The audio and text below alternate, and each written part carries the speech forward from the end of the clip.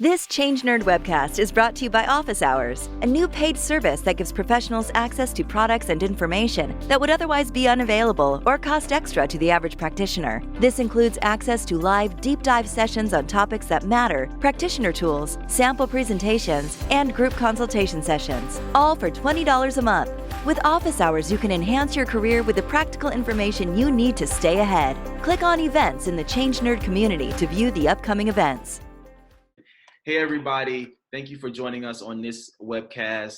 Today we are speaking with Darryl Anderson. He is the founder and CEO of Tr33 LLC, which is a change management boutique consulting firm.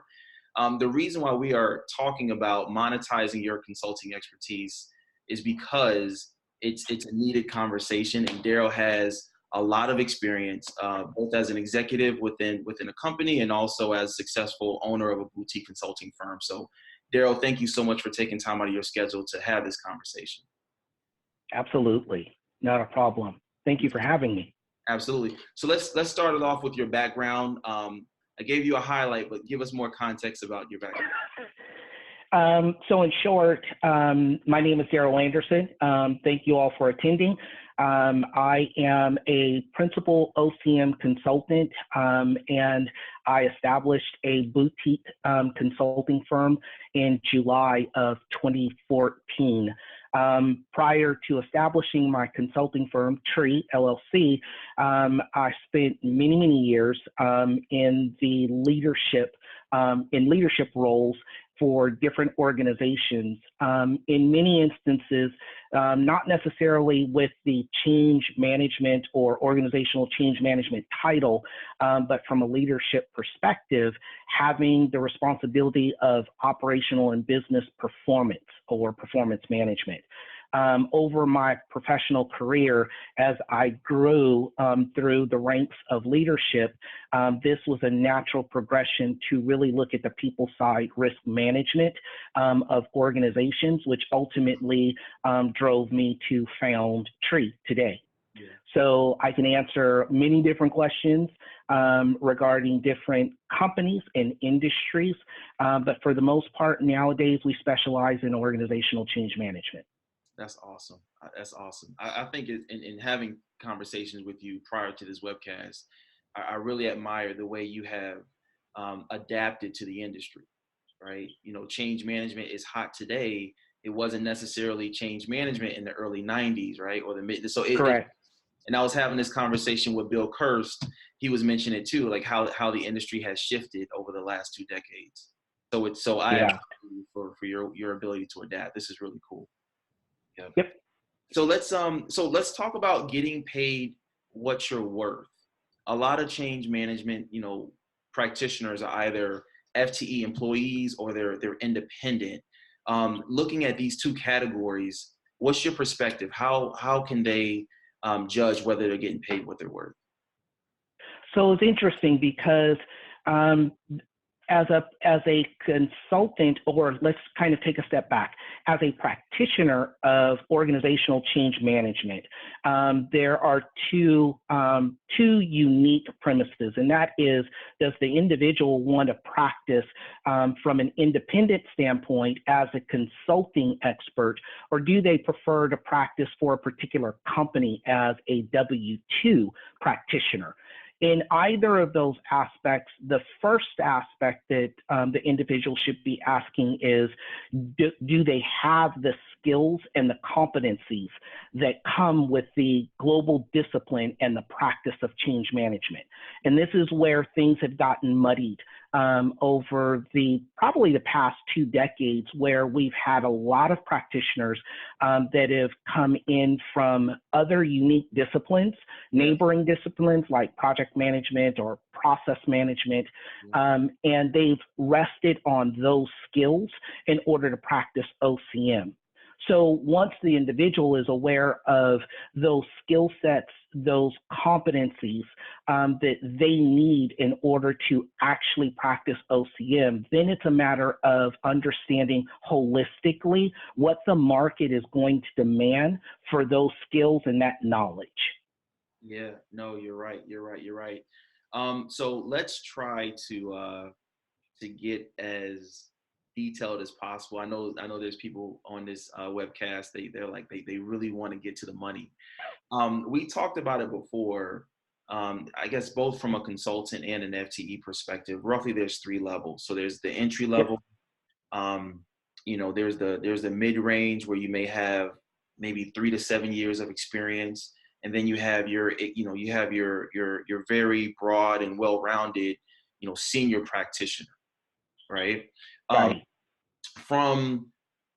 Let's start from a consulting perspective. What price or how much per hour would you associate with each of those tiers?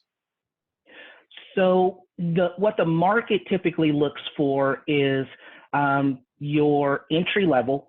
They're looking for graduates, if you will. If you look at studies from the top 10 consulting firms, or if you're looking at companies from their perspective, if you have 3 years of experience or less, along with your education, be that a college degree and or the appropriate certifications. Usually companies are going to offer somewhere between, say, $60,000 and upwards of probably $90,000, depending on where you're going to support within that respective organization. Now, those are what are commonly known in the industry as entry level or junior practitioners. Then you've got practitioners that are what you would consider to be true change practitioners. They've got anywhere between 5 to say, 7, 8 years worth of experience. They've had an opportunity to work at both sides of the spectrum of change management. And these are the individuals that are typically being paid or compensated somewhere between $90,000 and upwards of $160,000 a year. Okay, they are not entry-level resources. They are expected to be able to step into either a company that has a large presence, large being a domestic U.S. presence, or could be a global footprint, and you're typically dealing with initiatives that from a people side risk management standpoint, you're impacting or at least trying to mitigate impacts to probably tens of thousands of employees. Beyond that, your top tier level practitioner are considered to be either expert practitioners and or principal practitioners of organizational change management. And these are the individuals that are seasoned. They've got 10 plus years of either enterprise-wide or strategic initiative experience. They're accustomed to dealing with individuals on the front side of change, and that is the decision makers at the top of house of large organizations that are dealing with large scale initiatives. Those individuals are typically making $200,000+ a year. They've acquired multiple degrees. In other words, they've acquired a bachelor's degree, typically have either a specialty degree or a master's degree or higher, along with industry certifications. And in more times than not, those individuals carry certifications from multiple associations or organizations. From your experience and some of the research that you've done, how important are certifications or even degrees? I know you highlight. Excellent question. Yeah, but I mean, normally a lot of us enter through a pro-side certification, and then you become more mature. What I don't want to give my opinion wrongly here, but like, how do you feel about certifications and even degrees at the midpoint or even as a senior OCM practitioner? It's an excellent question, and it's one that I think a lot of practitioners across the global market look at because things have changed so drastically since the late 90s when change management was actually introduced and it didn't do well. It didn't get its traction. And then, somewhere around 2005, 2008, change management came back on full bore. And when it did, you can find the associations that are globally recognized now that have really gained footing. They've got a foundation, they've got support and infrastructure. Today, there is a lack of organizational change management that is being taught in your universities, at least here in the U.S. business market. I say all that to say, as a senior leader in the U.S. business market over the past, say, 10 plus years or so, we've typically erred on those individuals that have gotten certifications more so than having a degree. And that degree is phenomenal as it pertains to a complementary set of skills and knowledge. But in today's business market, most of your organizational change management practitioners, they're walking in the door, and if you've got a CCMP, the Certification of Change Management Professionals that's provided by the ACMP, or if you've got ProSci certification, if you have gone through the Cornell University program, and I'm just calling a few of them out that are widely recognized here in the U.S., you're likely to get not only a second look, but you're the candidate for those organizations, because the certification provides us with clarification that beyond a shadow of a doubt how to practice change management based off of the global discipline of change management, as opposed to having a bachelor's degree and you've got simply the theoretical aspect, you possess the academic knowledge, but you've not necessarily worked on an initiative. You have not worked on projects. You've not got the EQ piece of the engagement at multiple layers of the organization. By acquiring those certifications, they require that you put forth the time in supporting projects or initiatives, and or you are also acquiring those skill set and competencies from an emotional intelligence standpoint, so that you don't have practitioners that get into an initiative with an organization and you find yourself in the C-suite and it's very uncomfortable because you lack the skills, the comfort, or the confidence to work with that audience. So the certifications, they ensure that the individuals, to the best of their ability, are prepared through experiential learning and not just the academic knowledge.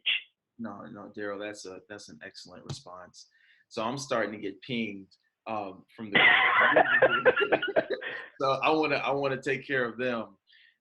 Okay. So when we were talking about income, you gave a response related to an FTE employee. But if we were to look at an external consultant, right, at the entry level, mid-tier, and then senior range, what rate per hour on average would you associate with each tier? The entry level, mid grade, and then senior. Now, these are obviously, from Darryl's perspective and from what, the market demands. But when it boils down to it, it's not uncommon to see jobs out there on LinkedIn, Indeed, Glassdoor, etc., looking for an individual that's got 3 years, of experience, along with, complementary education and or certifications. And they're going to start out somewhere between, at low end of the band range, probably about $50 an hour, and somewhere up to probably $60 to $75, per hour. If you're looking at that mid-range practitioner, most of the time, if you can find the 1099 corp to hire or specific corp to corp type of gigs that are out there, they're going to be looking for individuals that to pay individuals anywhere between, say, $80, $85 an hour on the low end of the spectrum, and they're going to be looking to pay somewhere around $140 to $150 per hour in the midst on the high end of the spectrum, that is going to account as well for the duration of the project. If you're coming in for a 6-month strategic, hey, help us put together a roadmap, versus, hey, we need you for a period of 18 to 24 months. This is the size of the organization. This is the transformation initiative that this business is looking to go through. And all of those dynamics weigh into it. Now, on the high side of the spectrum, when you start looking at expert practitioners and or principal consultants that are obviously not going in as a W-2 employee, they're there for a specific period of time. Typically, it's between 10 and 12 months. It could be a little longer, and it's not likely that it's going to be less than that. Those individuals are going to be paid in excess of $300 an hour. And I don't want to give a high side of that band range. And the simple fact of the matter is there are too many variables. So if you're looking to practice true organizational change management, business transformation, you're at the strategic planning top of house, and you are dealing with board of directors along with the C-suite, and you're starting from a blank whiteboard, a true blank slate, and you're really thinking through, first and foremost, is this organization prepared to go through the transformation that this leadership team is wanting to take it through? Does the journey consist of their ability to go through and plan? Do they have the leadership that is prepared and skilled to take them through that transition in order to realize what the new current state target operating model is? There are very few of those type of practitioners that are out there in the U.S. business market today, as well as a very small community of those practitioners globally. And so, looking at that, it's truly the big leagues. So the outset, the top money that can be made is purely negotiable. Yeah. That's Darryl, man. Your responses are just so beautifully articulated, man. Thank you for. I mean, the information is so helpful. So I got a message from Justin in the community. He's asking, where are the 200,000 plus W-2 jobs advertised? That's a good question, Justin. You can find those. Sometimes they're advertised on LinkedIn. LinkedIn is a great resource because it's so community-based. And the premise, of course, is, birds of a feather. They flock together. And so really, really good practitioners, they know other really, really good practitioners. The Glassdoor is pretty good, at least for your high-skilled. As well as Indeed, I think it would also be one. There are several different job forums that are out there. The one place that I would say, if you're really looking to get a high paying W-2 position, look at the affiliates. Those organizations that you have either membership associations to or within a network of individuals, usually within the leadership. The one good thing that, I have constantly developed my teams, those individuals that have worked on my team to know and understand, is that excellent practitioners are typically stolen from us by leaders that once they get close to the sustainment and adoption phase of their changes, they don't want to release those practitioners because they become invaluable to them. So I've got individuals that I've worked with that they've worked for me in the past, and I think that they can attest that, hey, something, I'm being, approached by this, VP or, by this chief in order to, go and work on their teams. So that's a testament that, those jobs are definitely out there. If you're a consultant, seeking to, kind of jump the broom and go to work as a W-2 practitioner, or if you are a W-2 practitioner and you're looking to continue your practice, but look or work within a specific discipline within the organization. Yeah, no, that's actually an excellent response. Something that I've seen specifically is if you're looking for those type of positions, higher salary positions, a great thing to do is just develop relationships with executives within Absolutely. the industry. But you have to be very, Absolutely. very specific. Choose IT, choose healthcare, choose financial services, choose a particular industry, and try your best to develop relationships, because once you get to a certain tier in your career, submitting a resume is more of a formality, right? And Exactly. really, relationship focused. So no, Darryl, thanks for that. So throughout a typical OCM practitioner's career, you may become, an employee, and then you may go independent. Let's talk about this. How should you make that decision, right? If someone is looking to take their career to the next level, how should they think about going independent versus, chasing or trying to get advanced within their particular industry? What are your thoughts around that? Mine are quality of life. And so I'm going to go back to, my most recent experience of working for USAA as the director of strategic change management there. One of the things that I always counseled, coached, mentored my team members on is, based off of what it is that you're looking to do, are you looking to practice change management from the context of having multiple clients and have more control and flexibility over your time? Consultants, as most of the community knows, are, road warriors. They can manage one client that has, many different change efforts that are going on.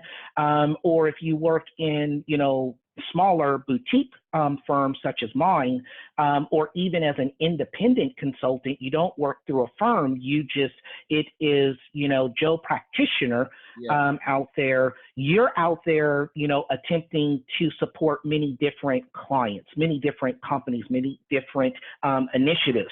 Yeah. And so that's well and different to working as a W-2 practitioner of change management, where you work for a single client and you could be working on very similar type initiatives within a single organization, but it is much more routine, much more methodical in the sense of, where you're going, to the office Monday through Friday. You have an idea of whether or not you're going to have work-life balance and working 40 hours a week versus working 120 hours a week. Those of you that have been there and done that, what I'm talking about. And whether or not you are looking for the stability, if you will, of not having to, participate in business development efforts. As, W-2 employee, hey, you're going to work, you've got the company badge on, irrespective of when there is a lull in change and things are working very programmatically, or if there is constant churn and change, and you've got all different types of initiatives that are going on. There are unique pros and unique cons to being either a W-2 practitioner versus a contract consulting practitioner. And so you need to think through that for what it is that you're looking to do. If travel is a part of what it is that you look to do in your work-life balance, consulting would definitely be the path for you to take.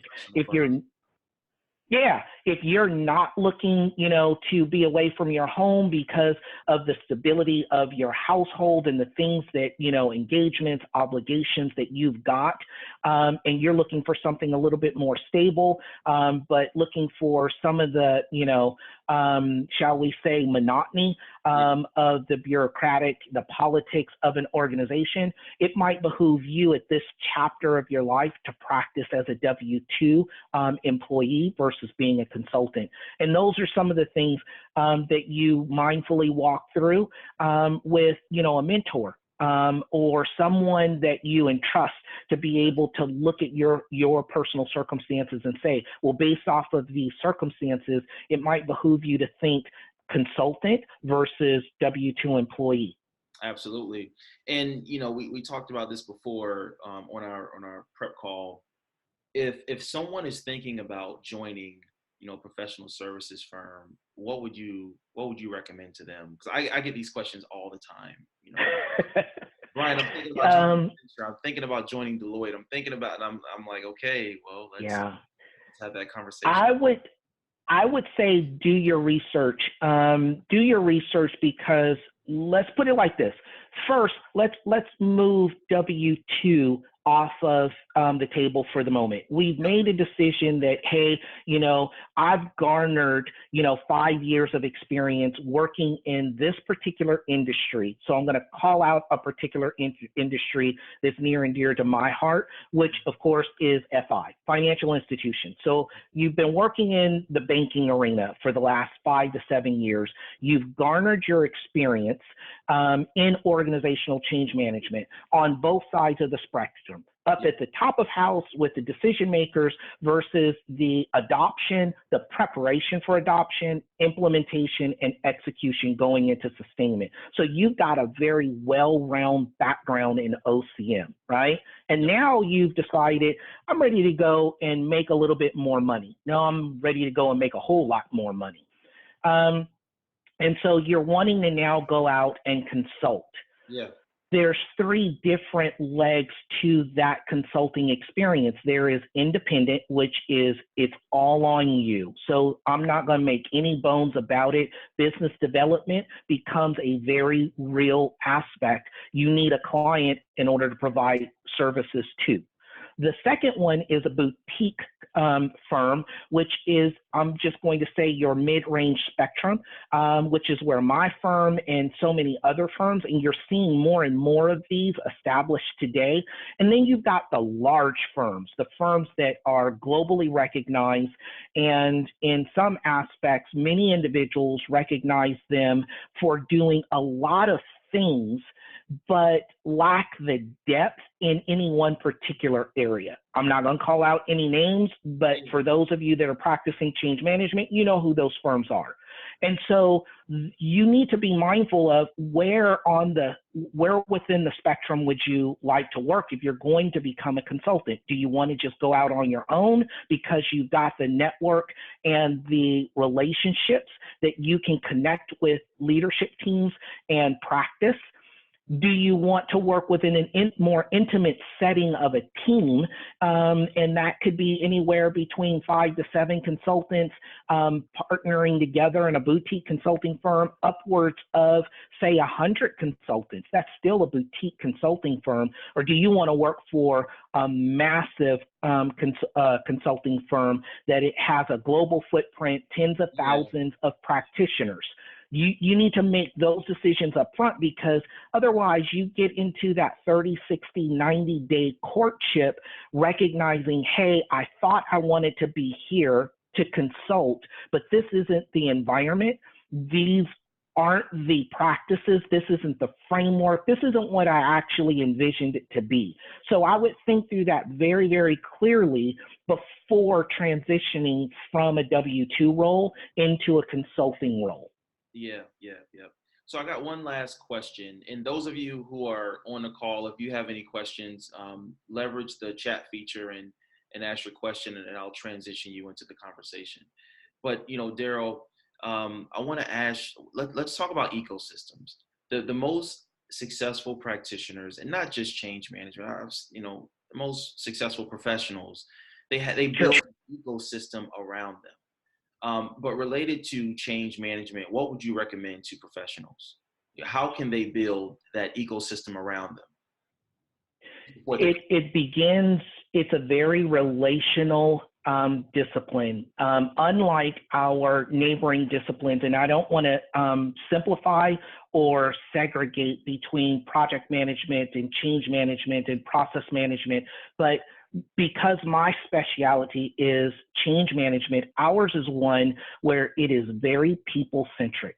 Yeah. Let's face it, change management is different from the other disciplines of practice simply because we are people-side risk management experts.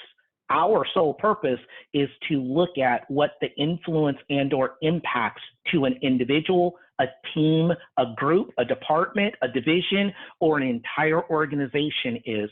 And so I would say that as we now start looking at, where is it that we best fit? You want to look at, okay, how is this going to suit me for the skill set and the competencies I have? Because change management relies very, very heavily on core competencies from the emotional intelligence and not just the skill set and the brilliance of what someone has been taught from either a methodology or understanding frameworks, the technical aspect. It is very, very relational. Building a network, as you stated a little while ago, is instrumental to really kind of charting your own course. You, as a change management practitioner, you have the ability to work at both sides of the spectrum, from the top of house to the actual, work level of an organization. So you're always placed in a position where you can establish and deepen relationships. And from there, I encourage you to nurture those relationships, because you'd be amazed at the individuals over a period of time that will come back and ping you and say, hey, you know something, we work very well together. I've got this opportunity. You become an invaluable resource to individuals that, over time, when you look back, you say, hey, I had no idea that I left that type of an impression on that individual or that team. Yeah. There's an opportunity. Yep.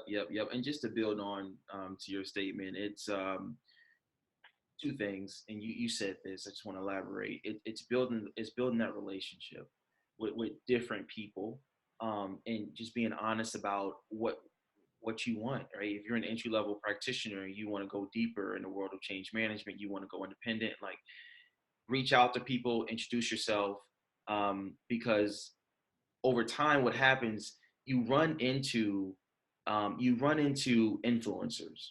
I'll just say that. When I started the ChangeNerd community, my goal was obviously, and it still is, to bring everybody together. But in bringing people together, I started running into other people who launched their own communities, people who have their own podcasts, right? So you yep. find other influencers, and then you start getting connected, and then opportunities come. So yep. You just absolutely gotta put yourself out there. And then the other element is something one of my previous bosses told me. She says, Brian, doing the work is only 20%, and relationships is really 80% of the work, right? And that's but in order for you not to stress about the work, you got to have your toolkit. You got to have correct. You got to have your toolkit. You got to have those templates, because the work has to be predictable, right? Because the relationship, if you invest in the relationship, the work will take care of itself. So exactly. I just want to kind of put that out there. So I have a question from Justin, and I'm going to try to transition him into the conversation. Justin, can you hear us? I can. How are you? Hey, I'm doing well, man. Thanks for chiming in. Good, Justin. Hey, how are you? I'm very good. Thank you for your time. And yeah, my question really was, are there some particular individuals that you follow, say on LinkedIn, or that you would recommend people look into their blogs, etc. I mean, I'm talking about people who are truly thought leaders, not just practitioners of a book of work. As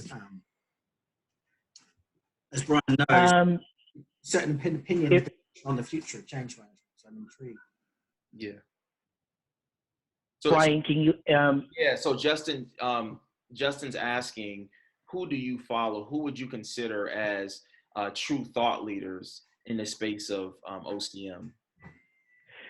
That's an interesting question, Justin. I don't necessarily consider myself to be a particular follower of anyone. My network, if you were to go on my LinkedIn page, is widely established by just individuals that I have worked with over the years, many of which I would say are no-named, if you will. In the industries that I've supported, there are very distinguished individuals that have made a name for themselves. But purely from the standpoint of, looking at a particular individual from a social media standpoint that is recognizable, I don't necessarily follow individuals like that. The other aspect is, and I think that this is typically taken out of context from our particular industry, I'm a big believer of the individuals that I have led. Most of my staff over the years would tell you that, I work for them. I surround myself with the best and the brightest individuals. And so therefore, I'm a huge proponent for watching and being the nurturer, the caretaker, the mentor, the coach, the counselor of those individuals, and watching their careers blossom. That in and of itself expands my network, if that makes sense. Actually, that's how me and you got connected, right? Absolutely. Your colleague from USAA was like, "You got to connect with Darryl." So, yeah, it's true. It's true. So, Darryl, we're at the end of the webcast. Is there anything that you want to, any information you want to put out to the community that we haven't really talked about yet? Was there anything? Oh man, I think that we are just scratching the tip of the iceberg here. There is so many positive aspects of what's going on in organizational change management today that I think just by 2022, our industry will have changed pretty much like technology. I think that it is going to morph into something that is a lot different than what it is today. For those practitioners that are looking to find where they want to be today, I would encourage you, remember it's change. The industries that you work in are constantly evolving. Technology is presenting, new opportunities to practice change management in a different way. Be deliberate about establishing relationships. Don't think borders either. That's another thing. Brian and I have built networks that transcend the U.S. business market, from here in North America in both Canada as well as South America, and as far south as Australia. We've got colleagues that are in the UK. That's not boastfully presenting that. It's to say, irrespective of you being in project management, change management, or one of our neighboring disciplines, the discipline or the global market of business is getting smaller. Being recognized because of the relationships that you've established is critical. What you see today in practicing is going to likely be a lot different in the next 2, say 5 years. So don't close yourself off to something that is either local or domestic. Yep. Aside from that, there are plenty of other opportunities in order for us to bring social awareness, if you will, to what's happening within change management and the other disciplines. Brian, kudos to you for just establishing the forum. You built it, and now here we come. Yeah, Darryl, thank you so much. And two specific people I know that wouldn't mind getting pinged from anybody who's looking for employment is number one, Bill Kirst. He leads the change management practice at West Monroe Partners, and then Andrew Barnett. Both of them are in the ChangeNerd community. Andrew Barnett, he leads the change management practice at Kara. Kara is a staffing firm. Feel free to find those two gentlemen in the ChangeNerd community. They're also on LinkedIn. So I just want to put that out there because I know a lot of people are really looking for their next project right now. So Darryl, thank you for your time. And for everyone who joined the call today, thank you as well. This concludes the webcast.